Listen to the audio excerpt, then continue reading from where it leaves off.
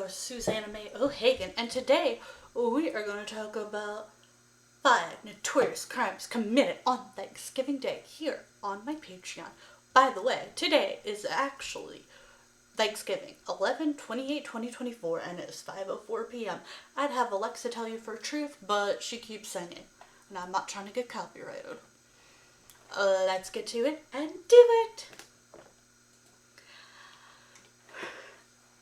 In 1789, President George Washington declared November 26th to be officially recognized as a day of public thanksgiving and prayer, to be observed by acknowledgement with grateful hearts, the many and signal favor of Almighty God. Since the Americans have celebrated Thanksgiving Day on each fourth Thursday in November, with most citizens typically observing a traditional gathering of families and intimate friends for a peaceful turkey feast. Then there are these people. Dun dun dun.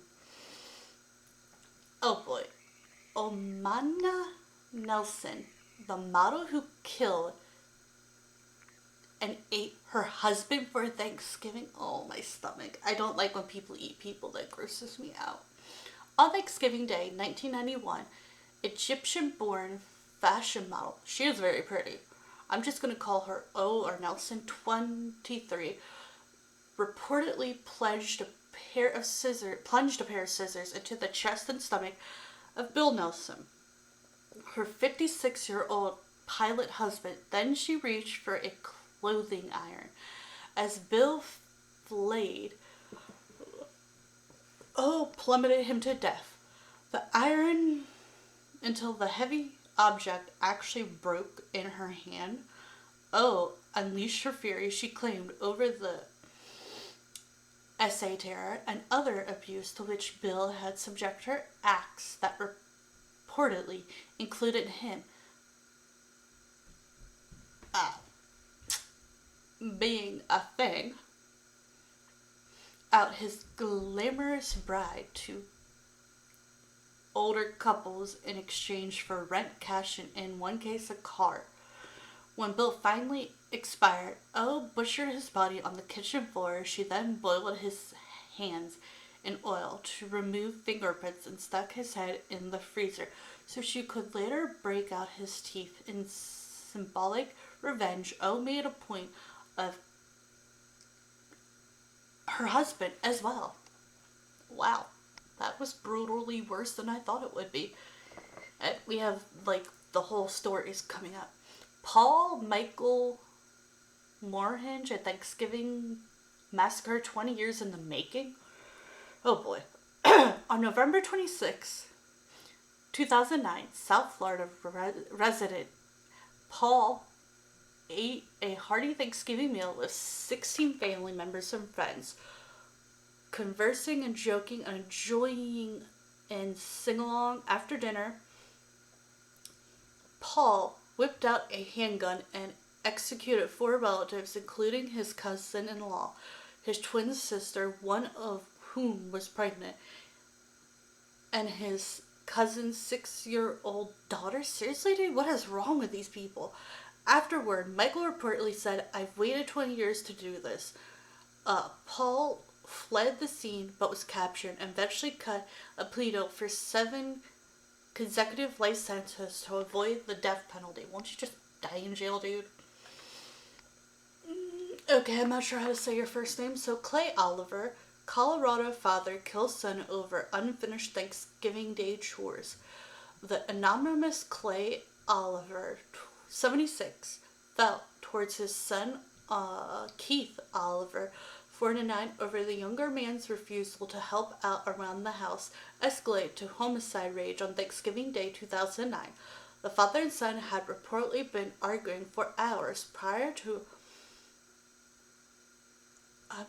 Oliver 75's wife and Keith Oliver's mother, asking her son to leave. He refused. His father went upstairs, retrieved a .357 caliber revolver and shot Oliver to death. Okay.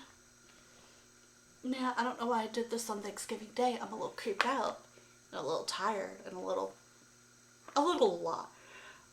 A man's home is his castle. Brian David Smith's Thanksgiving Day murders. Brian David Smith, a retired security engineer officer with the U.S. State Department, had dealt with his Little Fall, Minnesota home being burglarized several times in as many months. He installed an alarm system complete with video cameras aimed at several areas around his house. Then on Thanksgiving Day in 2012, he sat in his basement with a rifle and waited. The video from that day captured Smith moving his truck from the driveway prior to the break-in to make it appear as if he weren't home. Then an hour later, two teens in hoodies came to be seen casing the place before entering the property. The teens were Haley Alina Catheter, 18, and her cousin Nicholas Brady, 17, both of whom were unarmed. Smith had suspected, I want to say Haley and Brady, of having been responsible for at least some of the early break-ins, and they were later suspected of a robbery of a retired school teacher that had occurred earlier that day. While Smith sat in his basement waiting, he had a tape recorder running. There are hours of audio recording that document his time laying in wait, complete with the sound of breaking glass and the ensuring confirmation. The audio captured the shots fired and Smith's statement during and after the killings. It includes, "I refuse to live in fear. I am not a bleeding heart liberal. I felt like I was cleaning up a mess. I was doing my civic duty. I don't see them as human. I see them as vermin." Increasingly, despite the two dead bodies in his house, Smith wouldn't actually call the police until the next day, saying that he didn't want to bother them because of Thanksgiving holiday. I'm not really sure how to, couldn't someone have, talked, made sure, did he talk to the police? Did the police not say anything? I don't understand how it can, Thanksgiving 2012 turned gory for, I want to say, Shanika Alsett stabs her brother in neck with serving fork over Thanksgiving dinner. Thanksgiving 2012 turned gory for celebrants gathered at the home of, I'm going to call her S, 27, in the course of a sibling spat about the food being served. Also stopped her half-brother, Donna D, 23, in the neck with a serving fork. Survived, and Allen went to jail for first-degree assault, second-degree assault, and reckless endangerment. How the murder of a Vincent Chan changed Detroit's Asian American community and Michigan law. Okay, thank you. Computer, you working today? Or am I just doing too much? I think my computer's confused. I'm clicking. Okay. 76-year-old accused of killing his son in Thanksgiving. Colorado Springs, a Thanksgiving dispute over chores turned deadly outside Colorado Springs, where police say a 76-year-old man shot and killed his son after the two argued for most of the day. Clay Oliver is being held without bond in the El Paso County Jail. He's accused of shooting his son, Keith Oliver, of Denver. The older Oliver told police that he and his son had been arguing for hours when the victim's mother, 75-year-old Marjorie Oliver, asked her son to leave. When he refused, the arrest says the father went upstairs, received a .375 caliber revolver and shot his son once in the head. Oliver then sat on some steps in the house and waited for the police to arrive. Oliver makes his next approach in December 2nd. Some of this was really hard to find. I'm gonna admit, there isn't much on these. Thanksgiving Massacre witnesses Paul At dinner, Sung then excluded family. I still can't believe he went for the little girl. Like, are you insane? Paul sat through 3 hours of Thanksgiving Day dinner and sing-alongs around the piano, plotting the moment he would fatally shoot four relatives. His cousin-in-law said Tuesday. After opening fire, Paul was heard saying he had waited 20 years to kill them, according to the host of the dinner that turned deadly. There were no arguments, warnings, or red flags before the rampage, said Paul's cousin-in-law Jim Sutton, whose 6-year-old daughter was killed. Yeah, that's messed up, dude. Paul also shot his 79-year-old aunt to death and killed his twin sisters, one of whom was pregnant, police say. He had this whole thing pre-planned. His goal was to shoot his sisters and punish his parents. It's not clear exactly who was shot when, but the bloodbath could have been worse, with 16 family members present. Shannon said Paul, 35, also pointed the gun at Paul's uncle, but it twice wouldn't fire. At one point, according to Sutton, Paul turned and started to walk away and said, "I have been waiting 20 years to do this." At Sutton's home in an upscale gated community in, I want to say, Juniper, a beach town some 55 miles north of Miami. Crime scene tape still overshadows holiday decorations. Sutton said the holiday meal was a happy one. His daughter Michaela wrote on cards how thankful she was for her family and strung them on a clothing line. After dinner, she sang songs as part of an improv dress rehearsal for a performance of the Nutcracker she was to be in the next day. Sutton, a video photographer for a local television station, said he doesn't know who invited Paul to his home, but he thought little of it when Paul's father called to say Paul was on his way and needed directions. Sutton and his wife's cousin was always on the fringe of family life and rarely attended gatherings. He had only met Paul twice and hadn't seen him in more than a decade. Sutton said Paul picked off his victims, shooting his twin sisters, Carly, and a real estate agent, and Lisa Knight, who was pregnant. Like Michaela, they loved to sing. Paul also shot his aunt, Raymond Josephine. Paul's brother-in-law, Patrick Knight, was in critical but stable condition at the hospital Tuesday.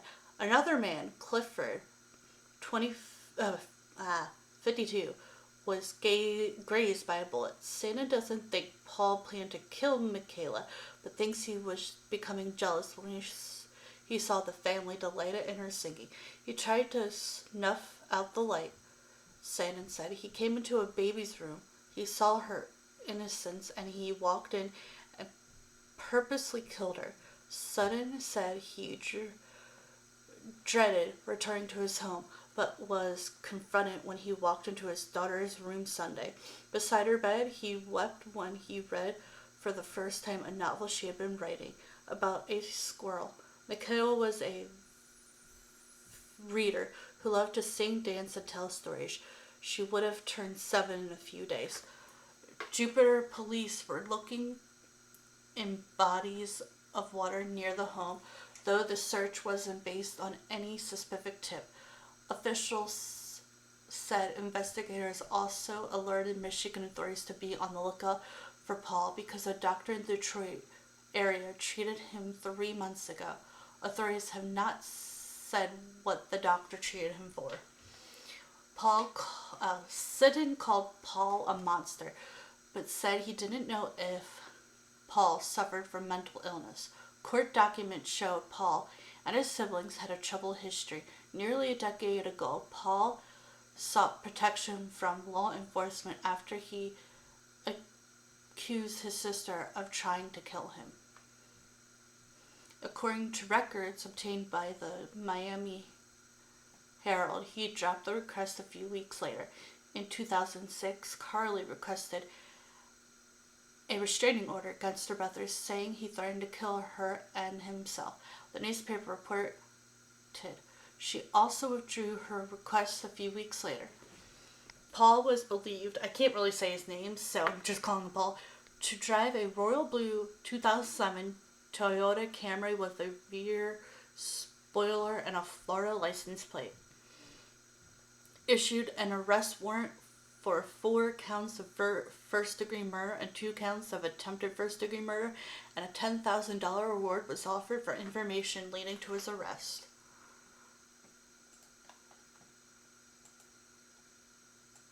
So I will talk more about some shoot crimes that happened on Thanksgiving another day. I'm a little creeped out right now.